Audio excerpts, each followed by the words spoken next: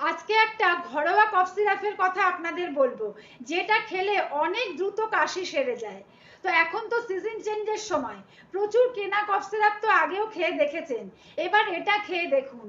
25 গ্রাম গোলমরিচ আর 25 গ্রাম লবঙ্গ, তার সাথে 2 চামচ বিট নুন দিয়ে ড্রাই রোস্ট করে নেবেন। নিয়ে মিক্সিতে একেবারে গুঁড়ো করে সেটা ঠান্ডা করে একটা কাচের বয়মে করে প্রিজার্ভ করে রেখে দিন।